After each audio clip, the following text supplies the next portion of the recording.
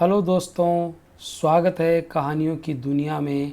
मैं आज आपके सामने लेकर प्रस्तुत हुआ हूँ मुंशी प्रेमचंद का प्रसिद्ध और अविस्मरणीय उपन्यास गोदान का भाग दूसरा।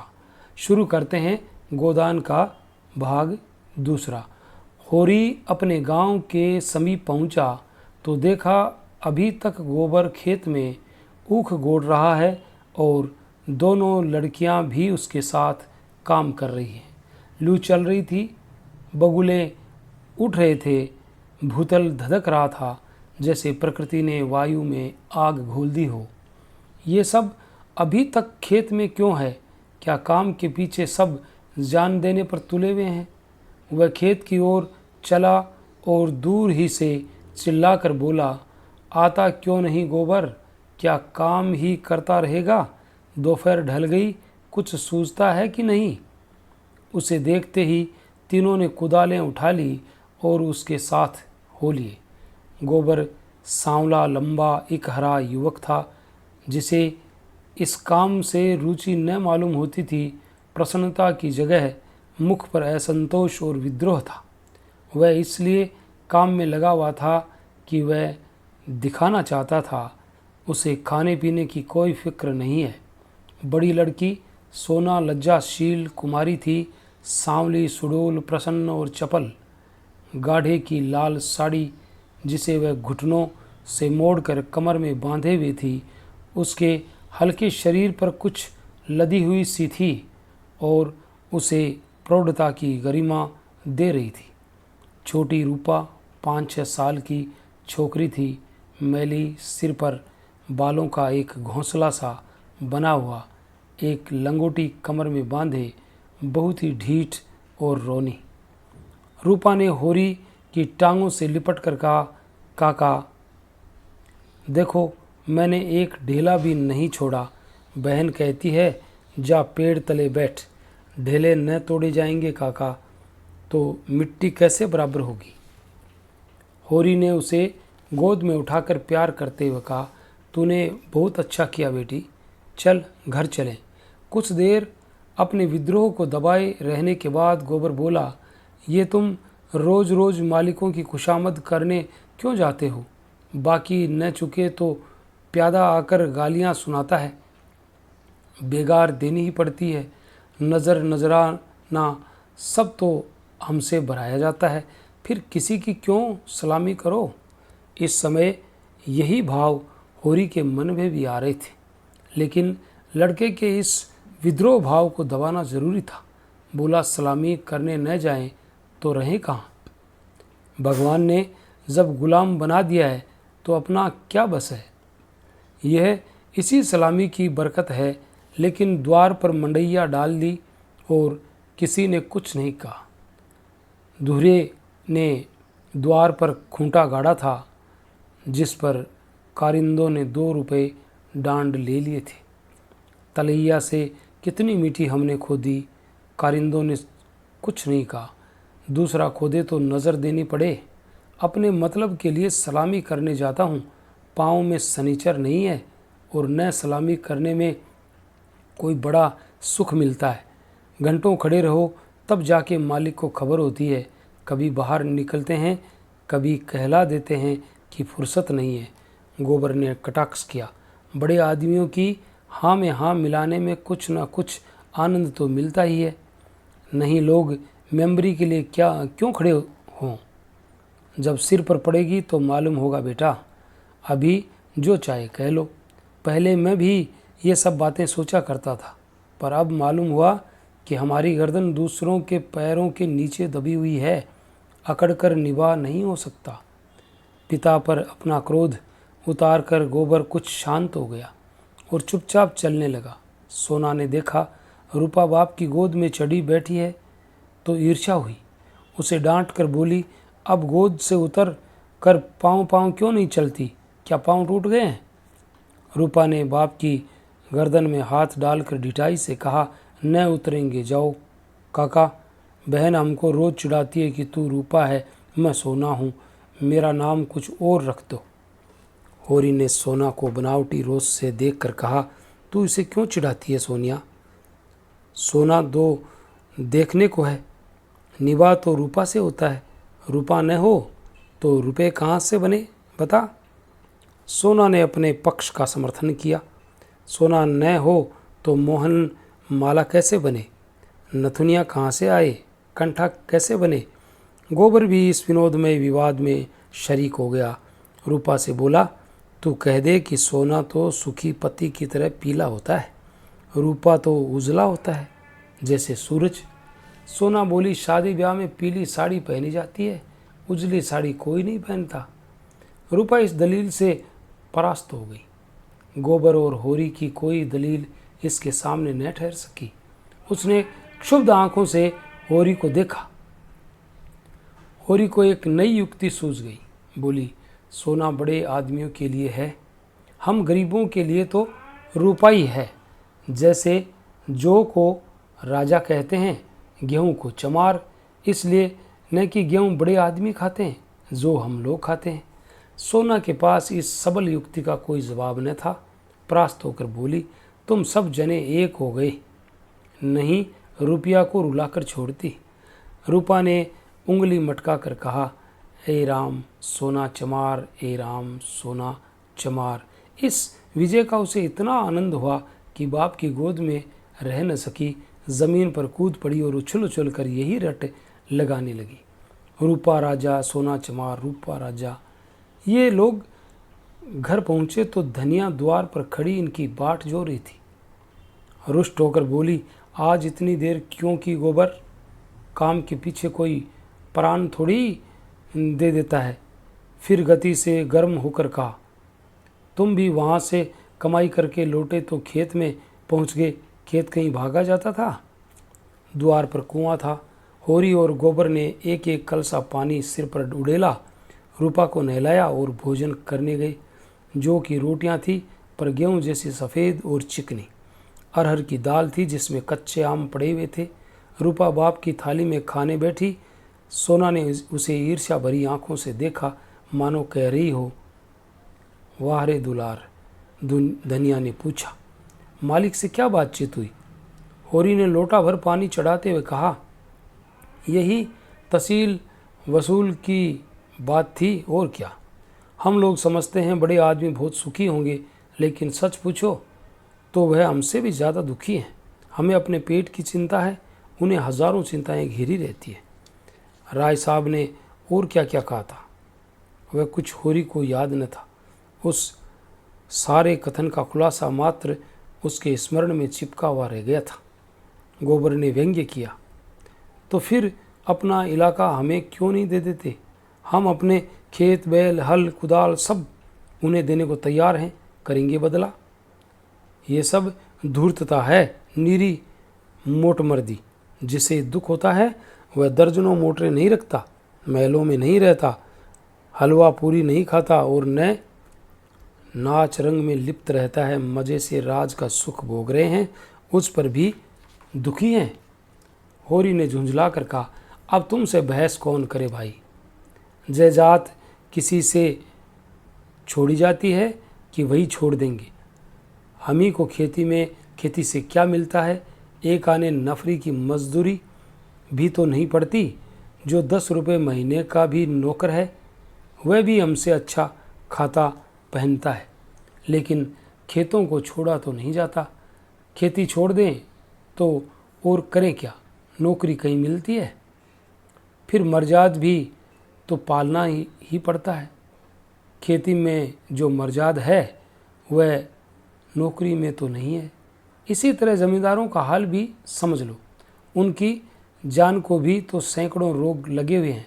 हाकिमों को रसद पहुंचाओ, उनकी सलामी करो, अमलों को खुश करो, तारीख पर मालगुजारी न चुका दें तो हवालात हो जाए, कुर्की आ जाए। हमें तो कोई हवालात नहीं ले जाता, 2-4 गालियाँ गुड़कियाँ ही तो मिलकर रह जाती हैं। गोबर ने प्रतिवाद किया, ये सब कहने की बातें हैं। हम लोग दाने दाने को मोहताज हैं, देह पर साबित कपड़े नहीं हैं, चोटी का पसीना एड़ी तक आता है, तब भी गुजर नहीं होता।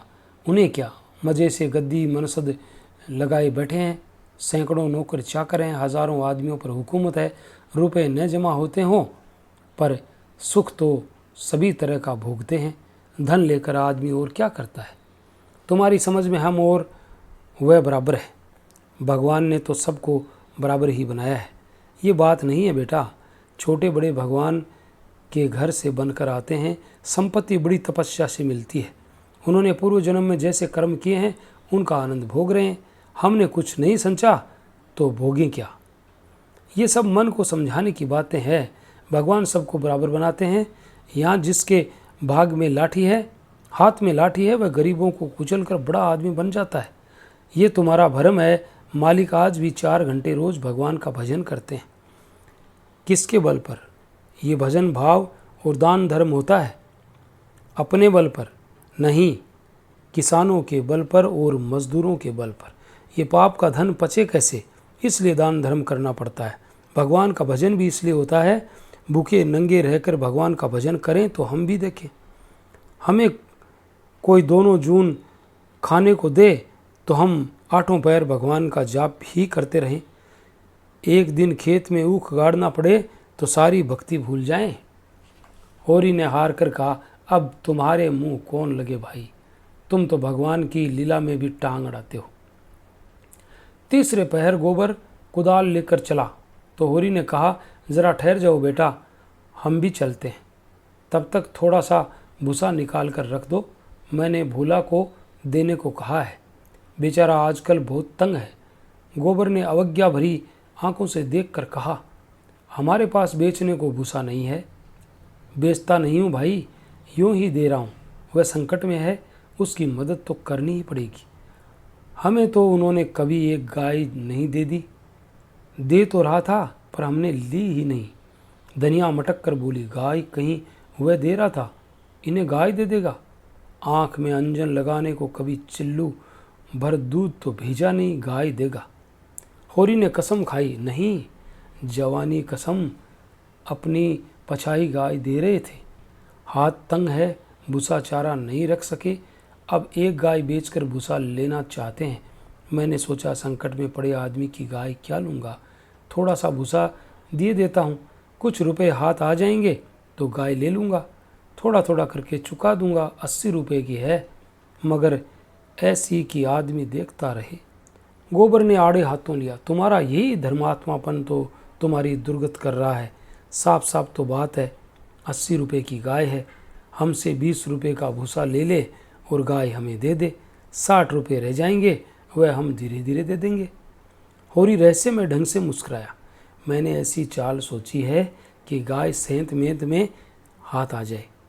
कहीं भूला की सगाई ठीक करनी है, बस 2-4 मन भूसा तो खाली अपना रंग जमाने को देता हूँ। गोबर ने तिरस्कार किया, तो तुम अब सबकी सगाई ठीक करते फिरोगे? धनिया ने तीखी आंखों से देखा, अब यही एक उद्यम तो रह गया है, नहीं देना है हमें भूसा किसी को। यहाँ भूला भाली किसी का कर्ज नहीं खाया है। होरी ने अपनी सफाई दी, अगर मेरे जतन से किसी का घर बस जाए तो इसमें कौन सी बुराई है। गोबर ने चिलम उठाई और आग लेने चला गया। उसे यह झमेला बिल्कुल नहीं भाता था। धनिया ने सिर हिलाकर कहा, जो उनका घर बसाएगा वह 80 रुपये की गाय लेकर चुप न होगा, एक थैली गिनवाएगा। होरी ने पुचारा दिया, ये मैं जानता हूँ, लेकिन उनकी भलमानसी को भी तो देखो, मुझसे जब मिलता है तेरा बखान ही करता है। ऐसी लक्ष्मी है, ऐसी सलीकेदार है। धनिया के मुख पर स्निग्धता झलक पड़ी। मन मन भाए, मुड़िया हिलाए भाव से बोली, मैं उनके बखान की भूखी नहीं हूँ, अपना बखान धरे रहे। होरी ने स्नेह भरी मुस्कान से के साथ कहा, मैंने तो कह दिया भैया, वह नाक पर मक्खी भी नहीं बैठने देती, गालियों से बात करती है, लेकिन वह यही कहे जाए कि वह औरत नहीं लक्ष्मी है। बात यह है कि उसकी घरवाली जबान की बड़ी तेज़ थी। बेचारा उसके डर के मारे भागा भागा फिरता था। कहता था, जिस दिन तुम्हारी घरवाली का मुंह सवेरे देख लेता हूँ उस दिन कुछ न कुछ ज़रूर हाथ लगता है। मैंने कहा, तुम्हारे हाथ लगता होगा, यहाँ तो रोज़ देखते हैं, कभी पैसे से भेंट नहीं होती। तुम्हारे भाग ही खोटे हैं, तो मैं क्या करूँ। लगा अपनी घरवाली की बुराई करने, भिखारी को भीख तक नहीं देती थी, झाड़ू लेकर मारने दौड़ती थी, लालचीन ऐसी थी कि नमक तक दूसरों के घर से मांग लाती थी। मरने पर किसी की क्या बुराई करूं, मुझे देखकर जल उठती थी। भोला बड़ा गमखोर था कि उसके साथ निभा कर दिया। दूसरा होता तो जहर खा के मर जाता। मुझसे 10 साल बड़े होंगे भोला, पर राम राम पहले ही करते हैं। तो क्या कहते थे कि जिस दिन तुम्हारी घरवाली का मुंह देख लेता हूँ तो क्या होता है, उस दिन भगवान कहीं न कहीं से कुछ भेज देते हैं। बहुएं भी तो वैसी ही चटोरी नाई है। अब की सबों ने 2 रुपए के खरबूजे उधार खा डाले। उधार मिल जाए फिर उन्हें चिंता नहीं होती कि देना पड़ेगा या नहीं। अरे भोला, रोते काहे को हो? गोबर आकर बोला, भोला दादा आ पहुँचे। मन 2 मन भूसा है, वह उन्हें दे दो, फिर उनकी सगाई ढूंढने निकलो। धनिया ने समझाया, आदमी द्वार पर बैठा है, उसके लिए खाट वाट तो डाल नहीं दी, ऊपर से लगे भुनभुनाने। कुछ तो भलमनसी सीखो। कलसा ले जाओ, पानी भरकर रख दो, हाथ मुंह धोएं, कुछ रस पानी पिला दो। मुसीबत में ही आदमी दूसरों के सामने हाथ फैलाता है। होरी बोला, रस वस का काम नहीं है, कौन कोई पाहुने है? धनिया बिगड़ी, पाहुने और कैसे होते हैं? रोज रोज जो तुम्हारे द्वार पर नहीं आते हैं, इतनी दूर से धूप धाप में आए हैं, प्यास लगी होगी। रुपया देखकर डब्बे में तंबाकू है कि नहीं, गोबर के मारे काहे को बची होगी। दौड़कर एक पैसा का तंबाकू सवाइन की दुकान से ले लें। भोला की आज जितनी खातिर हुई और कभी नहीं हुई होगी। गोबर ने खाट डाल दी, सोना रस घोल लाई, रूपा तंबाकू भर लाई। धनिया द्वार पर किवाड़ की आड़ में खड़ी अपने कानों से अपना बखान सुनने के लिए अधीर हो रही थी। भोला ने चिलम हाथ में लेकर कहा, अच्छी घरनी घर में आ जाए तो समझ लो लक्ष्मी आ गई। वही जानती है छोटे बड़े का आदर सत्कार कैसे करना चाहिए। धनिया के हृदय में उल्लास का कंपन हो रहा था। चिंता और निराशा और भाव से आहत आत्मा इन शब्दों में एक कोमल शीतल स्पर्श का अनुभव कर रही थी। होरी जब भोला का खांचा उठाकर भूसा लाने अंदर चला तो धनिया भी पीछे पीछे चली। होरी ने कहा, जाने कहाँ से इतना बड़ा खांचा मिल गया, किसी भड़भुजे से मांग लिया होगा। मन भर से कम में न भरेगा, 2 खांचे भी दिए तो 2 मन निकल जाएंगे। धनिया फूली हुई थी, मलामत की आंखों से देखती हुई बोली, या तो किसी को न्योता दो ना, और दो तो भरपेट खिलाओ। तुम्हारे पास फूल पत्र लेने थोड़ी आए हैं कि चंगेरी लेकर आते। देती ही हो तो 3 खांचे दे दो। भला आदमी लड़कों को क्यों नहीं लाया, अकेले कहाँ तक ढोएगा, जान निकल जाएगी। 3 खांचे तो मेरे दिए न दिए जाएंगे, तब क्या 1 खांचा देकर टालोगे? गोबर से कह दो अपना खांचा भरकर उनके साथ चला जाए। गोबर ऊख गोड़ने जा रहा है, एक दिन न गोड़ने से ऊख सूख न जाएगी। ये तो उनका काम था कि किसी को अपने साथ ले लेते।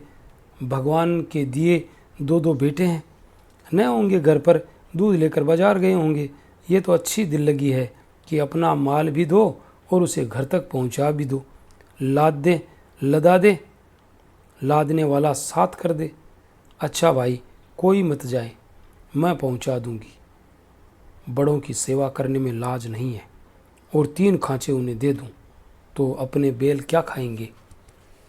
ये तो न्योता देने के पहले की सोच लेना था। न हो तुम और गोबर दोनों चले जाओ। मुरोवत की तरह की जाती है, अपना घर उठाकर नहीं दे दिया जाता। अभी ज़मींदार का प्यादा आ जाए तो अपने सिर पर भूसा लाद कर पहुँचाओगे तुम, तुम्हारा लड़का, तुम्हारी लड़की, सब। और वहाँ शायद मन 2 मन लकड़ी भी फाड़नी पड़े। ज़मींदार की बात और है। हाँ, वह डंडे के जोर से काम लेता है ना। उसके खेत नहीं जोतते, खेत जोतते हैं तो लगान नहीं देते। अच्छा भाई, जान न खा, हम दोनों चले जाएंगे। कहाँ से कहाँ मैंने इन्हें भूसा देने को कह दिया, या तो चलेगी नहीं या चलेगी तो दौड़ने लगेगी। तीनों खांचे भूसे से भर दिए गए। गोबर कुढ़ रहा था। उसे अपने बाप के व्यवहारों में ज़रा भी विश्वास न था। वह समझता था ये जहाँ जाते हैं वहीं कुछ न कुछ घर से खो आते हैं। धनिया प्रसन्न थी। रहा होरी, वह धर्म और स्वार्थ के बीच में डूब उतरा रहा था। होरी और गोबर मिलकर एक खांचा बाहर लाए। भोला ने तुरंत अपने अंगोछे का बीड़ा बनाकर सिर पर रखते हुए कहा, मैं इसे रखकर अभी भागा आता हूँ, एक खांचा और लूँगा। होरी बोला, नहीं नहीं, एक नहीं, 2 और भरे धरे हैं और तुम्हें न आना पड़ेगा। मैं और गोबर एक एक खांचा लेकर तुम्हारे साथ ही चलते हैं। भोला स्तंभित हो गया। होरी उसे अपना भाई बल्कि उससे भी निकट जान पड़ा। उसे अपने भीतर एक ऐसी तृप्ति का अनुभव हुआ जिसने मानो उसके संपूर्ण जीवन को हरा कर दिया। तीनों भूसा लेकर चले तो राह में बातें करने लगे। भोला ने पूछा, दशहरा आ रहा है, मालिकों के द्वार पर तो बड़ी धूमधाम होगी। हाँ, तंबू सामियाना गाड़ गया है।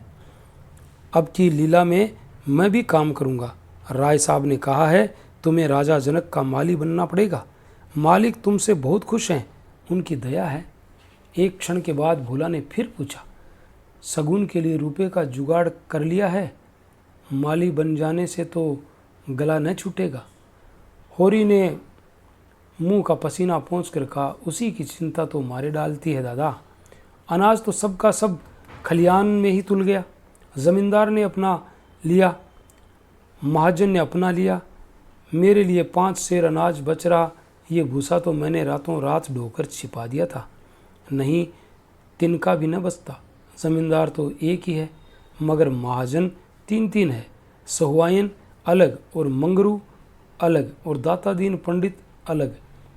किसी का ब्याज भी पूरा न चुका। ज़मींदार के भी आधे रुपए बाकी पड़े हैं और सहुआइन से फिर रुपए उधार लिए तो काम चला। सब तरह किफ़ायत करके देख लिया भैया, कुछ नहीं होता। हमारा जन्म इसलिए हुआ है कि अपना रक्त बहाएं और बड़ों का घर भरें। मूल का दुगना सूद भर चुका, पर मूल ज्यों का त्यों सिर पर सवार है। लोग कहते हैं खुशी गमी में, तीर्थ बरत में हाथ बांध कर खर्च करो, मुदा रास्ता कोई नहीं दिखाता। राय साहब ने बेटे के ब्याह में 30,000 लुटा दिए, उनसे कोई कुछ नहीं कहता। मंगरू ने अपने बाप के क्रियाक्रम में 5,000 लगाए, उनसे कोई कुछ नहीं पूछता। वैसी ही मर्जात तो सबकी है। भोला ने करुण भाव से कहा, बड़े आदमियों की बराबरी तुम कैसे कर सकते हो भाई? आदमी तो हम भी हैं। कौन कहता है कि हम तुम आदमी हैं? हम में आदमियत कहाँ? आदमी वह है जिसके पास धन है, अख्तियार है, इल्म है। हम लोग तो बैल हैं और जुतने के लिए पैदा हुए हैं। उस पर एक दूसरे को देख नहीं सकता। एका का नाम नहीं। एक किसान दूसरे के खेत पर न चढ़े तो कोई इजाफा कैसे करे? प्रेम तो संसार से उठ गया। बूढ़ों के लिए अतीत के सुखों और वर्तमान के दुखों और भविष्य के सर्वनाश से ज़्यादा मनोरंजक और कोई प्रसंग नहीं होता। दोनों मित्र अपने अपने दुखड़े रोते रहे। भोला ने अपने बेटों के करतूत सुनाए, होरी ने अपने भाइयों का रोना रोया। तब तक कुएं पर बोझ रखकर पानी पीने के लिए बैठ गए। गोबर ने बनिए से लोटा मांगा और पानी खींचने लगा। भोला ने सैर देता से पूछा, अलगोछे के समय तो तुम्हें बड़ा रंज हुआ होगा। भाइयों को तो तुमने बेटों की तरह पाला था। होरी आर्द्र कंठ से बोला, कुछ न पूछो दादा, यही जी चाहता था कि कहीं जाके डूब मरूं। मेरे जीते जी सब कुछ हो गया। जिनके पीछे अपनी जवानी धूल में मिला दी वही मेरे मुदई हो गए। और झगड़े की जड़ क्या थी? यही कि मेरी घरवाली बाहर में काम करने क्यों नहीं जाती। पूछो, घर देखने वाला भी कोई चाहिए कि नहीं? लेना देना, धरना उठाना, संभालना सहेजना, ये कौन करे? फिर वह घर बैठी तो नहीं रहती थी। झाड़ू बुहारू, रसोई चौका, बर्तन लड़कों की देखभाल ये कोई थोड़ा काम है। शोभा की औरत घर संभाल लेती थी, हीरा की औरत में ये सलीका था। जब से अलगोचा हुआ है दोनों घरों में 1 जून रोटी पकती है। नहीं, सबको दिन में 4 बार भूख लगती थी। अब खाएं 4 दफ़े तो देखूं। इस मालिकपन में गोबर की माँ की जो दुर्गति हुई है वह मैं ही जानता हूँ। बेचारी अपनी देवरानियों के फटे पुराने कपड़े पहनकर दिन काटती थी, खुद भूखी सोई रही थी, लेकिन बहुओं के लिए जलपान तक का ध्यान रखती थी। अपनी देह पर गहने के नाम कच्चा धागा भी न था। देवरानियों के लिए 2-2, 4-4 गहने बनवा दिए। सोने के न सही चांदी के तो थे। जलन ये थी कि ये मालिक क्यों है। बहुत अच्छा हुआ कि अलग हो गए, मेरे सिर से बला टली। भोला ने 1 लोटा पानी चढ़ाकर कहा, यही हाल घर घर का है भैया। भाइयों की बात ही क्या, यहाँ तो लड़कों से भी नहीं पटती, और पटती इसलिए नहीं कि मैं किसी की कुचाल देखकर मुंह बंद नहीं कर सकता। तुम जुआ खेलोगे, चरस पियोगे, गांजे के दम लगाओगे, मगर आए किसके घर से? खर्चा करना चाहते हो तो कमाओ, मगर कमाई तो किसी से न होगी। खर्च दिल खोल कर करेंगे। जेठा कामता सौदा देकर लेकर बाजार जाएगा तो आधे पैसे गायब। पूछो तो कोई जवाब नहीं। छोटा जंगी है, वह संगत के पीछे मतवाला रहता है। सांझ हुई और ढोल मजीरा लेकर बैठ गए। संगत को मैं बुरा नहीं कहता, गाना बजाना ऐब नहीं, लेकिन ये सब काम फुर्सत के हैं। ये नहीं कि घर का तो कोई काम न करो, आठों पहर उसी धुन में पड़े रहो। जाती है मेरे सिर, सानी पानी मैं करूं, गाय भैंस मैं दूं, दूध दे लेकर बाजार मैं जाऊं। ये गृहस्थी जी का जंजाल है, सोने की हंसिया जिसे न उगलते बनता है न निगलते। लड़की है जुनिया, वह भी नसीब की खोटी। तुम तो उसकी सगाई में आए थे, कितना अच्छा घर वर था। उसका आदमी बम्बई में दूध की दुकान करता था। उन दिनों वहाँ हिंदू मुसलमानों में दंगा हुआ, किसी ने उसके पेट में छुरा भोंक दिया, घर ही चौपट हो गया। वहाँ अब उसका निवाह नहीं। जाकर लिवा लाया कि दूसरी सगाई कर दूंगा, मगर वह राजी ही नहीं होती, और दोनों भावजे हैं कि रात दिन उसे जलाती रहती हैं। घर में महाभारत मचा रहता है। विपत की सारी यहाँ आ गई और यहाँ भी चैन नहीं। इन्हीं दुखड़ों में रास्ता कट गया।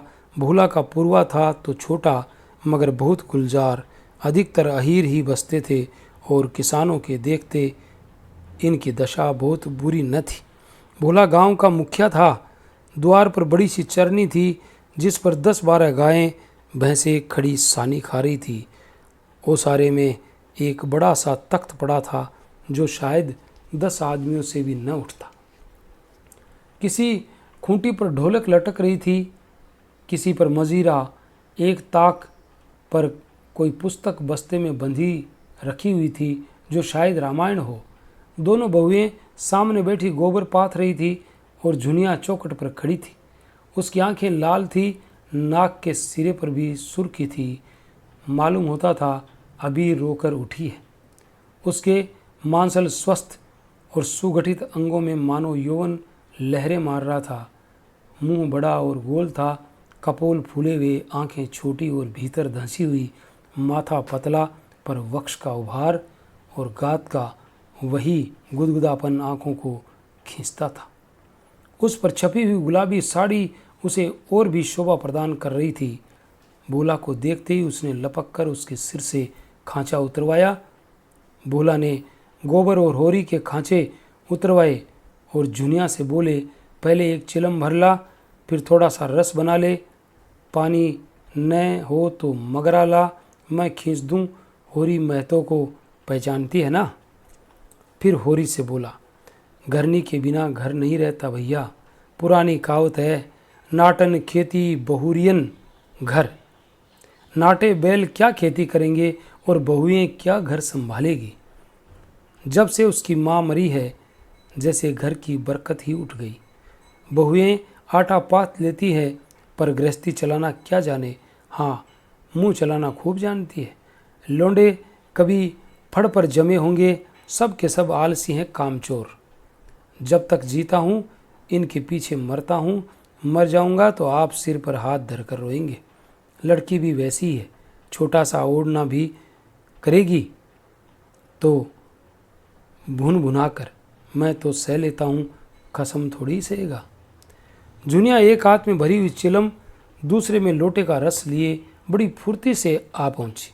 फिर रस्सी और कलसा लेकर पानी भरने लगी। गोबर ने उसके हाथ से कलसा लेने के लिए बढ़ाकर झेंपते हुए कहा, तुम रहने दो, मैं भर ले लाता हूँ। जुनिया ने कलसा न दिया।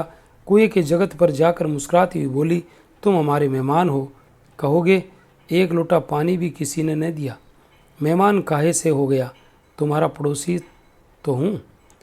पड़ोसी साल भर में एक बार भी सूरत न दिखाए तो मेहमान ही है। रोज़ रोज़ आने से मर्जाद भी तो नहीं रहती। जुनिया हंसकर तिरछी नज़रों से देखती हुई बोली, यही मर्जाद तो दे रही हूँ। महीने में एक बेर आओगे, ठंडा पानी दूंगी। 15वें दिन आओगे, चिलम पाओगे। 7वें दिन आओगे, खाली बैठने को माची दूंगी। रोज़ रोज़ आओगे, कुछ न पाओगे। दर्शन तो दोगी, दर्शन के लिए पूजा करनी पड़ेगी। ये कहते कहते जैसे उसे कोई भूली बात याद आ गई। उसका मुंह उदास हो गया। वह विधवा है। उसके नारित्व के द्वार पर पहले उसका पति रक्षक बना बैठा रहता था। वह निश्चिंत थी। अब उस द्वार पर कोई रक्षक न था, इसलिए वह उस द्वार को सदैव बंद रखती है। कभी कभी घर से सूनेपन से उकताकर वह द्वार खोलती है, पर किसी को आते देखकर भयभीत होकर दोनों पाट भेड़ देती है। गोबर ने कलसा भरकर निकाला। सबों ने रस पिया। एक चिलम तंबाकू और पीकर लौटे। भोला ने कहा, कल तुम आकर गाय ले जाना। गोबर इस बखत तो सानी खा रही है। गोबर की आंखें उसी गाय पर लगी हुई थी और मन ही मन वह मुग्ध हुआ जाता था। गाय इतनी सुंदर और सुडौल है, इसकी उसने कल्पना भी न की थी। होरी ने लोभ को रोककर कहा, मंगवा लूँगा, जल्दी क्या है। तुम्हें जल्दी ना हो, हमें तो जल्दी है। उसे द्वार पर देखकर तुम्हें वह बात याद रहेगी। उसकी मुझे बड़ी फिक्र है दादा, तो कल गोबर को भेज देना। दोनों ने अपने अपने खांचे सिर पर रखे और आगे बढ़े। दोनों इतने प्रसन्न थे मानो ब्याह करके लौटे हों। होरी को तो अपनी चिर संचित अभिलाषा के पूरे होने का हर्ष था और बिना पैसे के गोबर को इससे भी बहुमूल्य वस्तु मिल गई थी। उसके मन में अभिलाषा जाग उठी थी। अवसर पाकर उसने पीछे की तरफ देखा। जुनिया द्वार पर खड़ी थी, मत आशा की भांति अधीर चंचल। होरी को रात भर नींद नहीं आई। नीम के पेड़ तले अपनी बांस की खाट पर पड़ा बार बार तारों की ओर देखता था। गाय के लिए एक नांद गाड़नी है, बैलों से अलग उसकी नांद रहे तो अच्छा। अभी तो रात को बाहर ही रहेगी, लेकिन चौमासे में उसके लिए कोई दूसरी जगह ठीक करनी होगी। बाहर लोग नज़र लगा देते हैं। कभी कभी तो ऐसा टोना टोटका कर देते हैं कि गाय का दूध ही सूख जाता है। थन में हाथ ही नहीं लगाने देती, लात मारती है। नहीं, बाहर बांधना ठीक नहीं। और बाहर नांद भी कौन गाड़ने देगा। कारिंदा साहब नज़र के लिए मुंह फुलाएंगे। छोटी छोटी बात के लिए राय साहब के पास फरियाद ले जाना भी उचित नहीं है।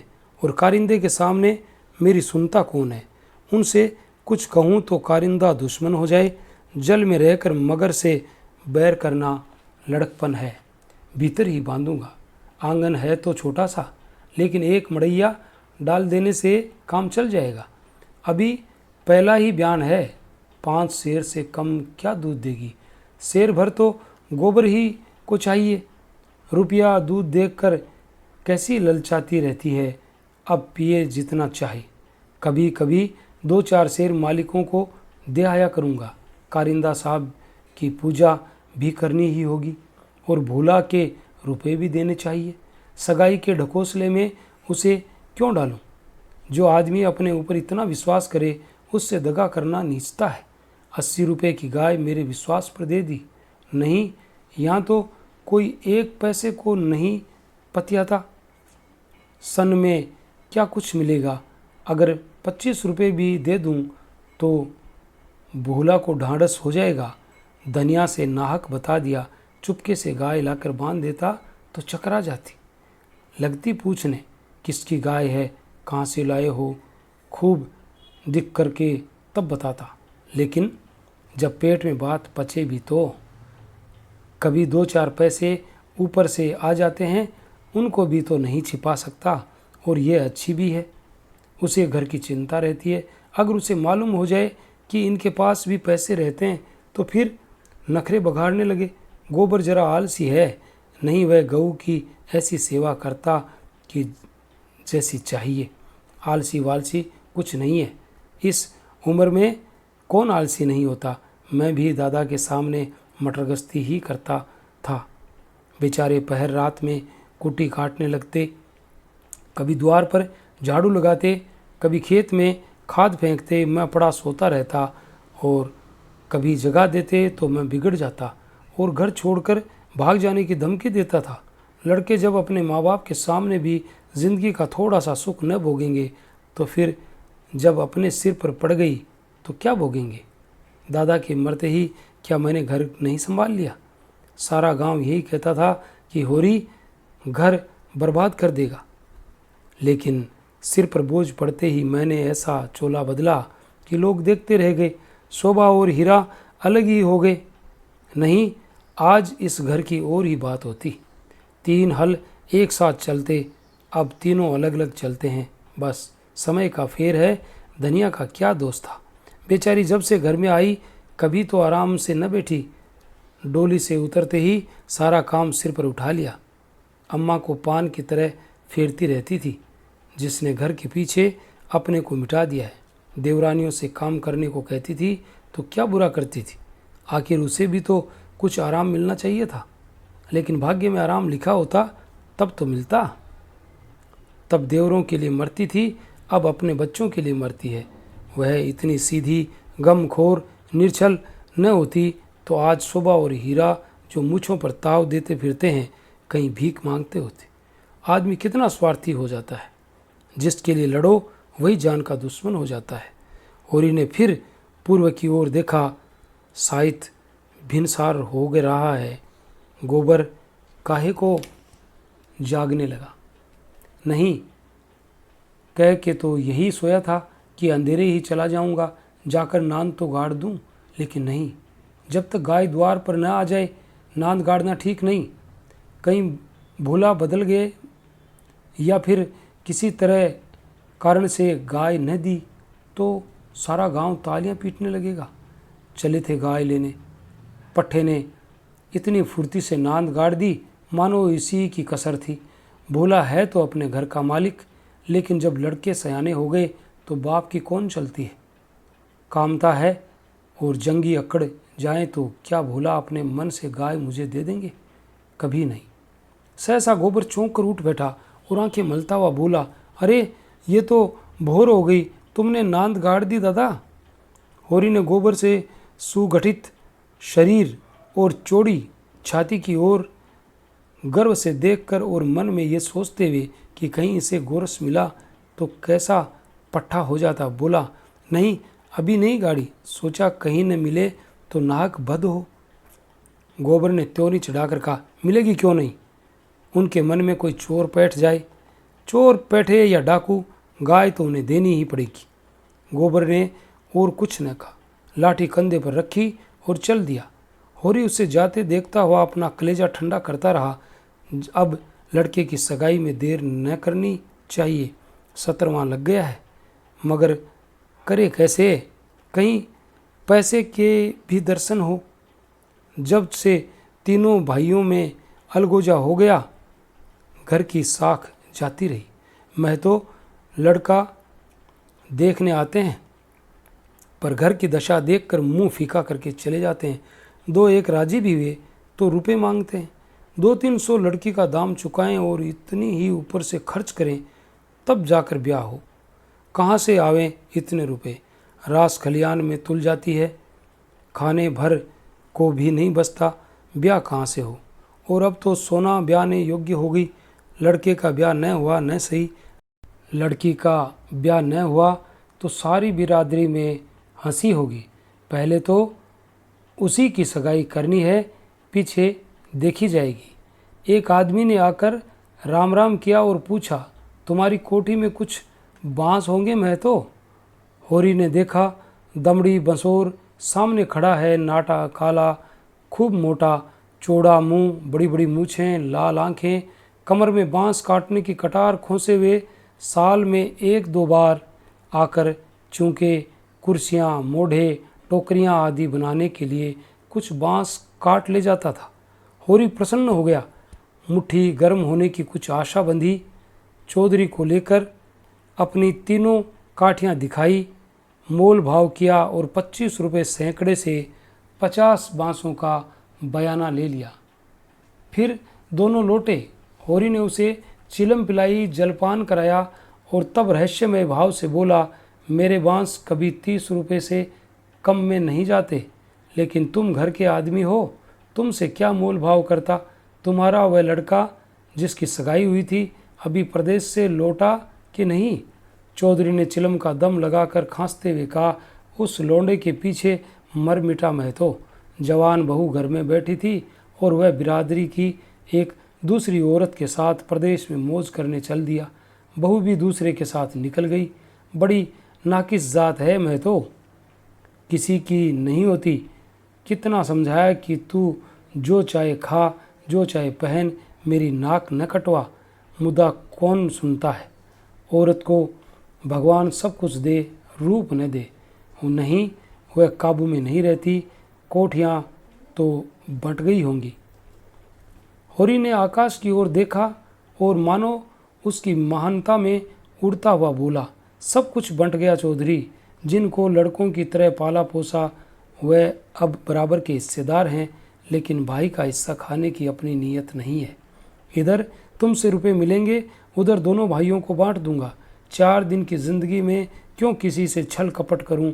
नहीं कह दूं कि 20 रुपये सैकड़े में बेचे हैं तो उन्हें क्या पता चलेगा? तुम उनसे कहने थोड़ी जाओगे। तुम्हें तो मैंने अपना बराबर का भाई समझा है। व्यवहार में हम भाई के अर्थ का कितना ही दुरुपयोग करें, लेकिन उसकी भावना में जो पवित्रता है वह हमारी कालिमा से कभी मलिन नहीं होती। होरी ने अप्रत्यक्ष रूप से ये प्रस्ताव करके चौधरी के मुंह की ओर देखा कि वह स्वीकार करता है या नहीं। उसके मुख पर कुछ ऐसा मिथ्या विनीत भाव प्रकट हुआ जो भिक्षा मांगते समय मोटे भिक्षुओं पर आ जाता है। चौधरी ने होरी का आसन पाकर चाबुक जमाया। हमारा तुम्हारा पुराना भाईचारा है महतो, ऐसी बात है भला, लेकिन बात यह है कि ईमान आदमी को आदमी बेचता है तो किसी लालच से। 20 रुपये नहीं, मैं 15 रुपये ही दूंगा, लेकिन जो 20 रुपये के दाम लो। होरी ने खिसिया कर कहा, तुम तो चौधरी अंधेर करते हो। 20 रुपये में कहाँ ऐसे बांस आते हैं? ऐसे क्या, इससे अच्छे बांस जाते हैं। 10 रुपये पर, हाँ 10 कोस और पश्चिम चले जाओ। मोल बांस का नहीं है, शहर के नागीच होने का है।